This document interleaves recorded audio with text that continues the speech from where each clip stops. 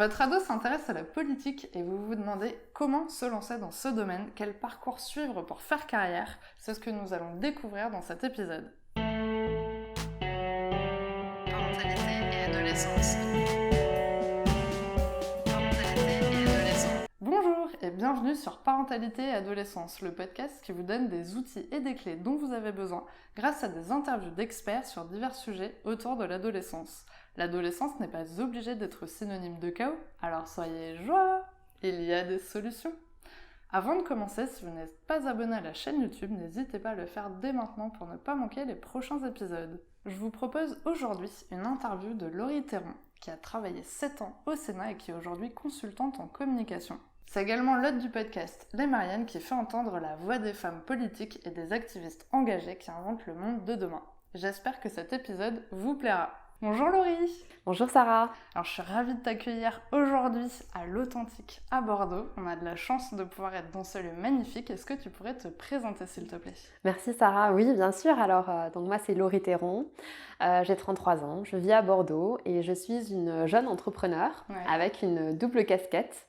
La casquette à la fois de podcasteuse, podcast Les Mariannes, et la casquette de consultante en communication et en stratégie éditoriale. Super. Donc avant ça, j'étais collaboratrice parlementaire au Sénat pendant 7 ans. Et puis sinon, j'adore apprendre, j'adore les podcasts du coup, et j'adore transmettre. Donc je suis très contente d'être avec toi aujourd'hui. Génial. Donc aujourd'hui, on va parler orientation. Donc ça tombe bien, tu vas nous expliquer un petit peu ton parcours, tes études, par quoi tu es passée et justement me raconter un petit peu les dessous du Sénat. Alors moi, j'ai commencé par un bac littéraire. Ok. Je suis très littéraire. Après ça, j'ai entamé des études en communication européenne. Mm-hmm. Et puis, ça ne me suffisait pas. Moi, j'ai un petit côté Hermione Granger. Donc j'ai poursuivi avec une licence de lettres modernes à distance, en même temps, en parallèle. D'accord. Ce qui a fait qu'en 4 ans, j'ai obtenu 2 licences dans deux universités différentes. Ok. Et puis, j'ai eu la chance aussi de partir en année de mobilité Erasmus à l'université de St Andrews en Écosse, université très prestigieuse au Royaume-Uni. Ok, donc toi tu étais pas en mode youhou, on fait la teuf, t'étais vraiment en train de bosser quoi. Ouais, mais j'en ai bien profité quand même aussi, il faut le dire. Et puis j'ai fait un Master 1 à Panthéon-Assas et j'ai fait une spécialisation en Master 2 à Sciences Po Bordeaux en affaires publiques et représentation des intérêts.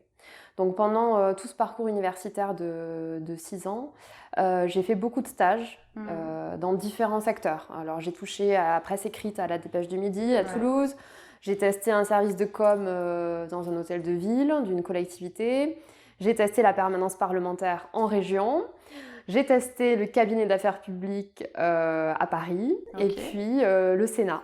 C'est comme ça que j'ai obtenu ensuite mon premier poste d'assistante parlementaire auprès de la sénatrice de Côte d'Or en 2015. Super. Du coup, comment tu es rentrée au Sénat ? C'est vraiment, t'as candidaté pour faire un stage et tu es rentrée tout simplement ou il y a eu quelque chose de particulier ? C'est grâce au réseau Sciences Po finalement, parce que on a vu tout ça. Et c'est grâce à Facebook aussi. La magie des réseaux.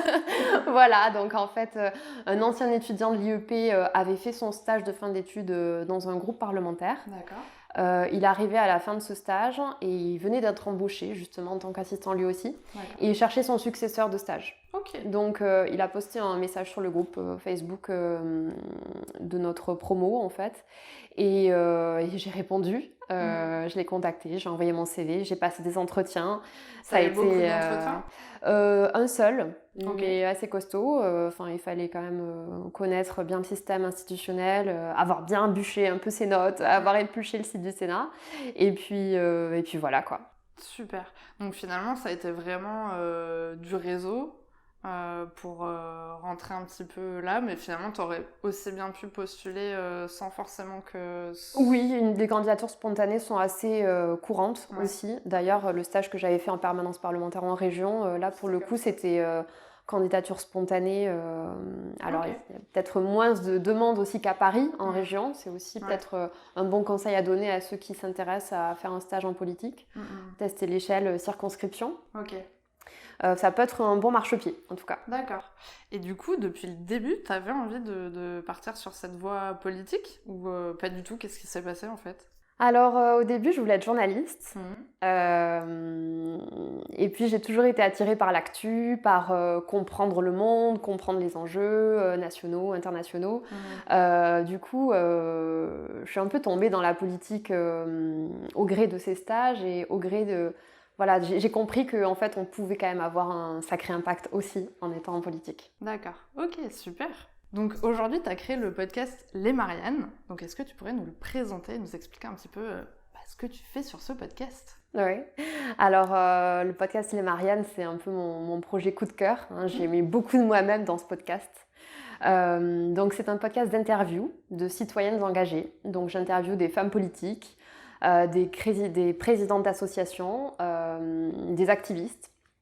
Et le but, c'est vraiment qu'elles me racontent leur parcours politique ou militant, qu'elles me racontent un peu ce par quoi elles sont passées, leurs victoires, leurs échecs ou ce qu'elles n'ont pas forcément réussi, qu'elles décryptent aussi un petit peu ce monde-là qui peut paraître parfois hostile ou opaque, pour donner des clés de compréhension de ce monde-là. Donc ça peut être des députés, des élus locaux, des journalistes engagés, voilà, des personnes qui ont créé des associations et qui portent des projets dans la société civile.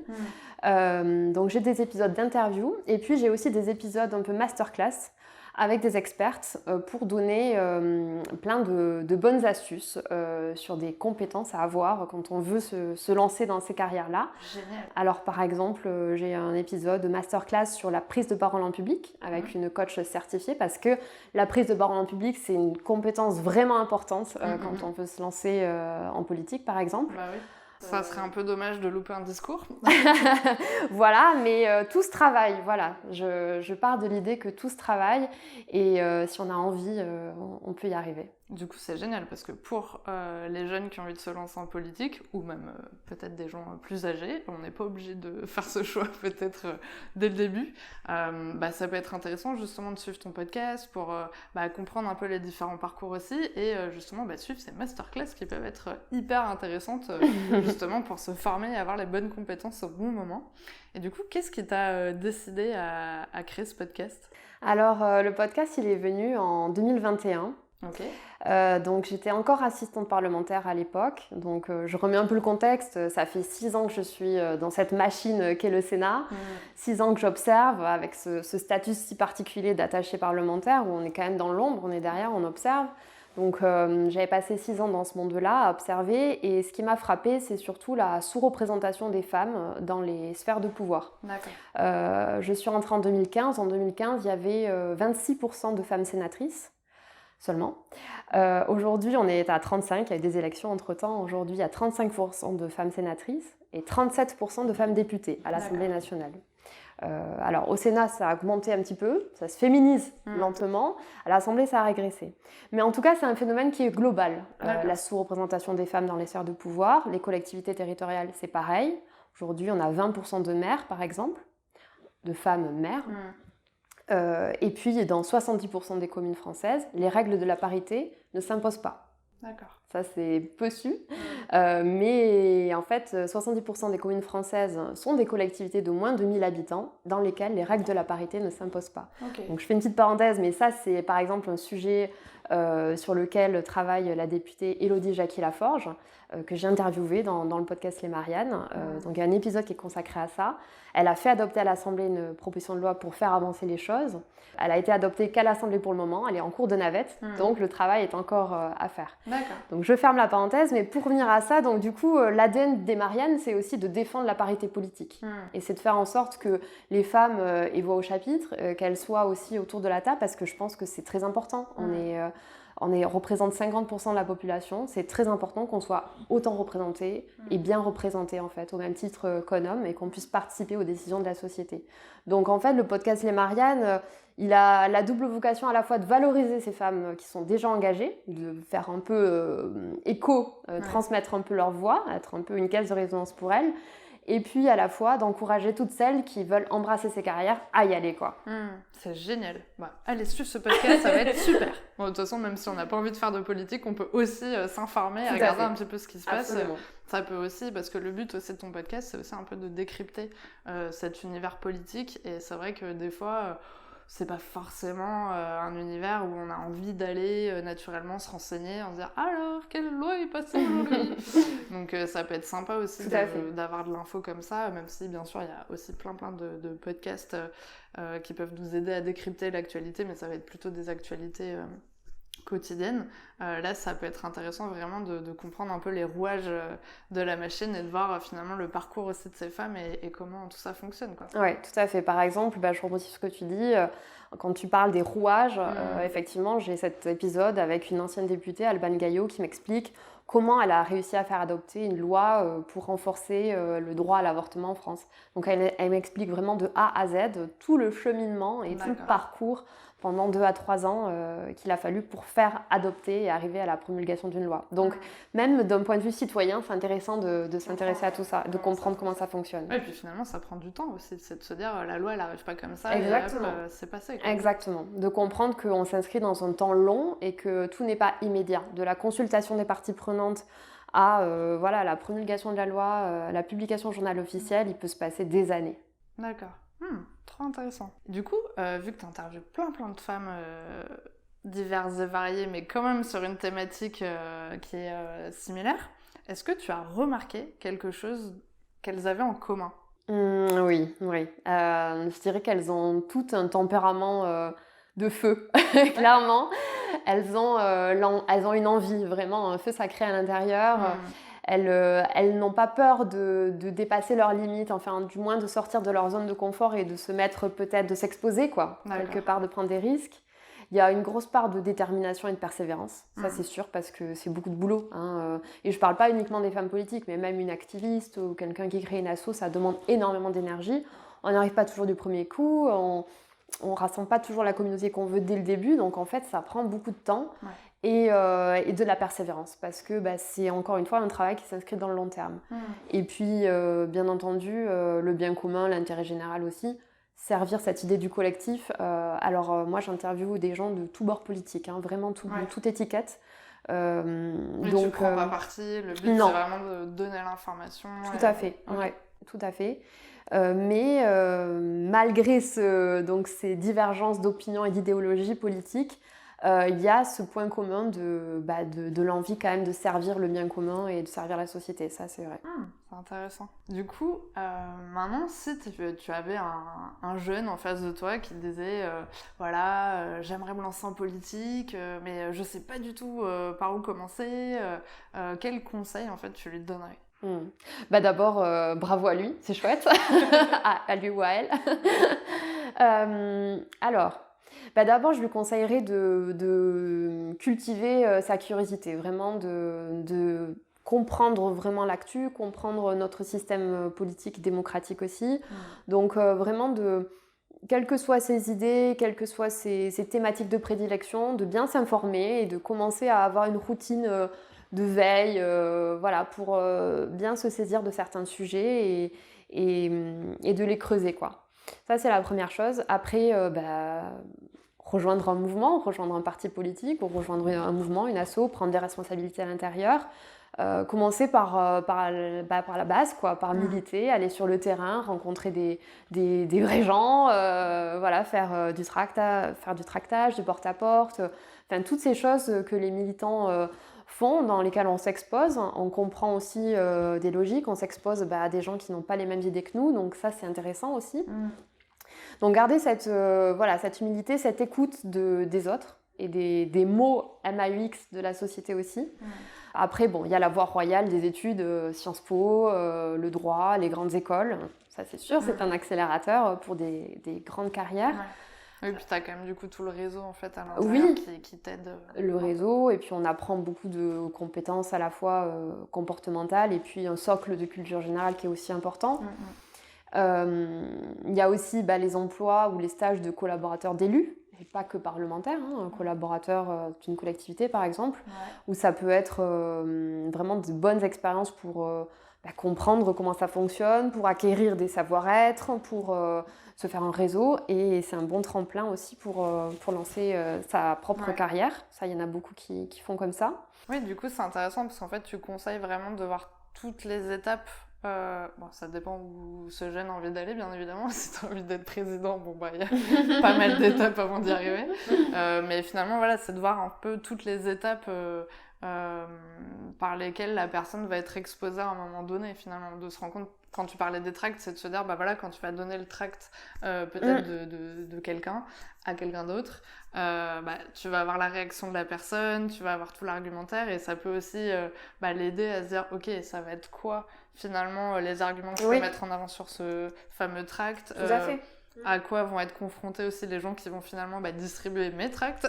Oui, tout à fait. C'est se rendre compte aussi un petit peu de toute la machine en fait. Oui, et puis il y a un fort côté social dans la politique. Il faut être capable d'interagir avec tout type de personnes, de savoir parler dans tout type de situation et de s'adresser à toutes les personnes, à tous les citoyens.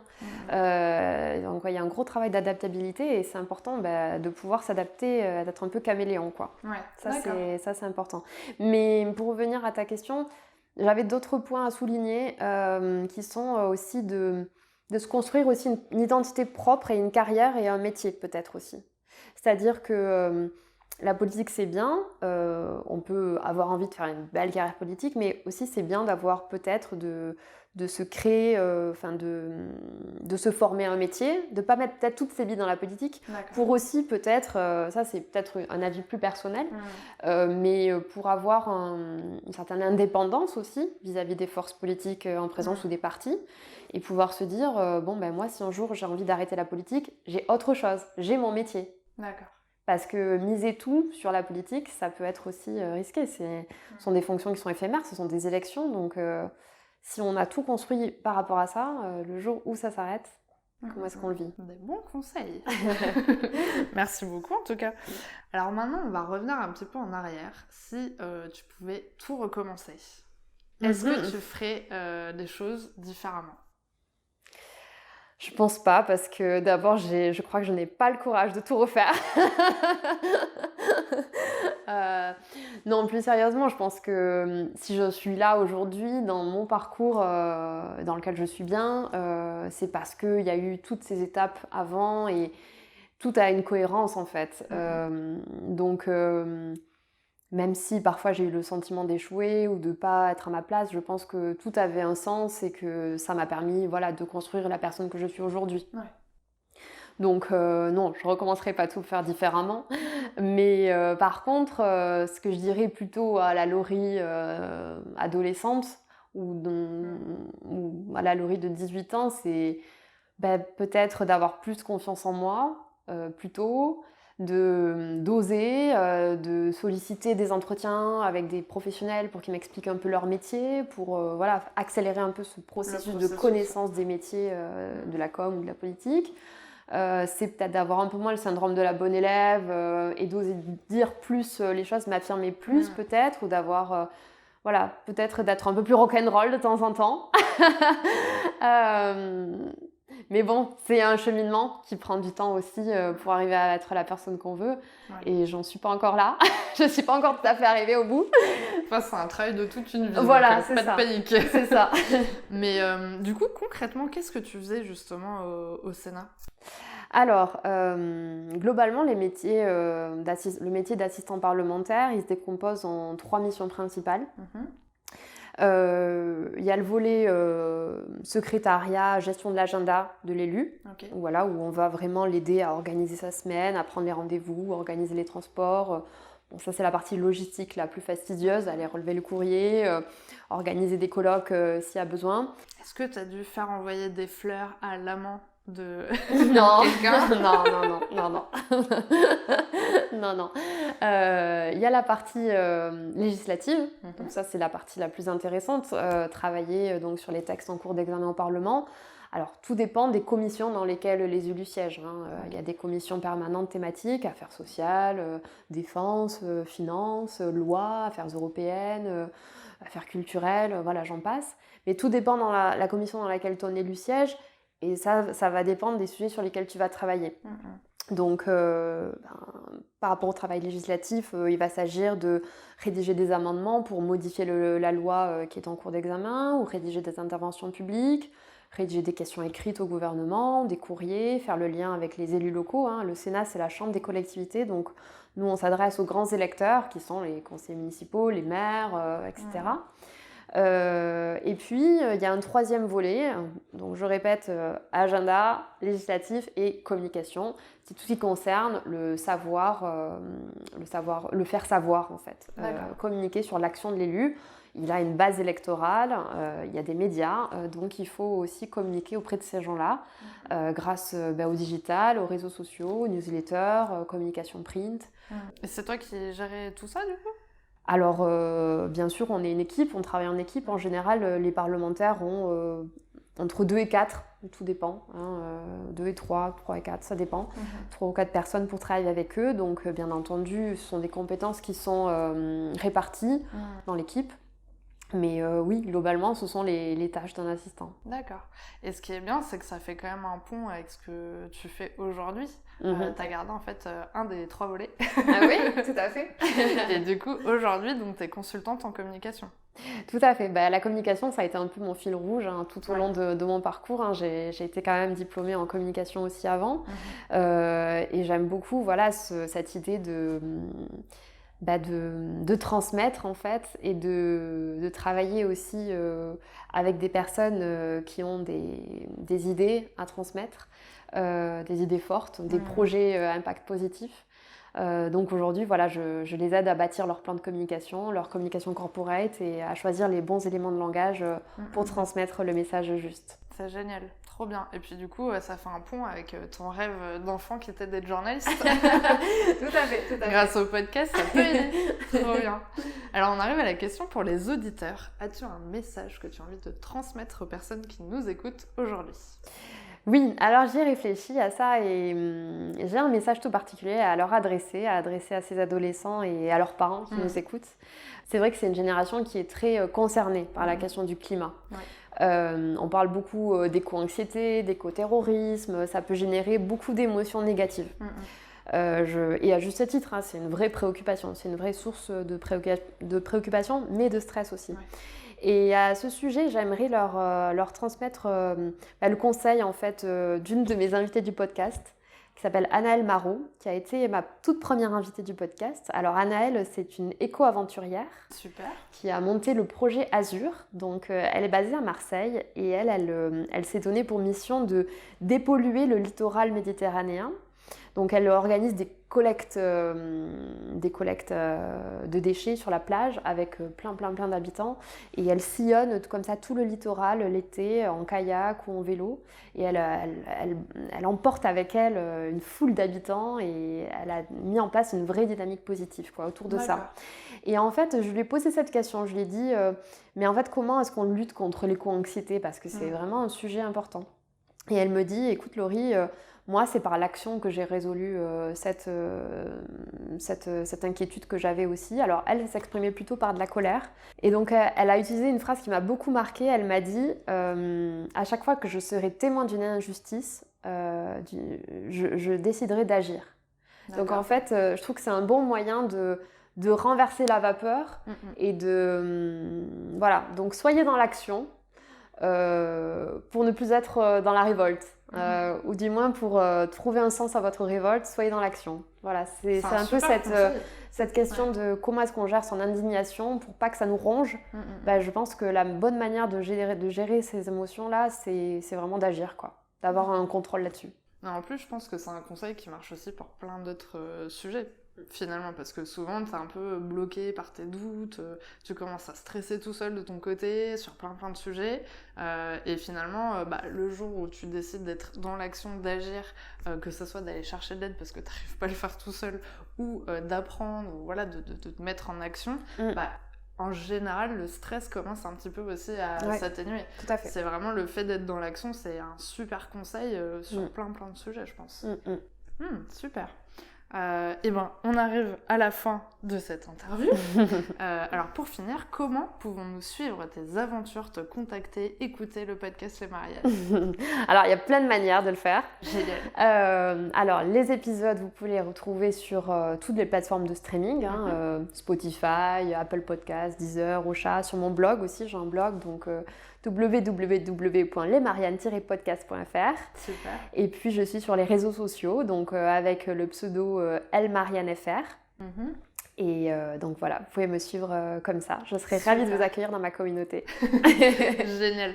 Bon, en tout cas, je mettrai tous les liens en description de l'épisode, donc ça sera très facile pour vous de tout retrouver. Merci beaucoup d'avoir accepté mon invitation sur le podcast. Et en plus, on a la chance d'être dans ce lieu magnifique. Ce lieu est dingue. Merci beaucoup à l'Authentique Bordeaux de nous avoir accueillis pour faire cet épisode. Merci d'avoir regardé la vidéo jusqu'au bout, j'espère qu'elle vous a plu. N'hésitez pas à la partager autour de vous et on se retrouve la semaine prochaine pour un nouvel épisode. À bientôt!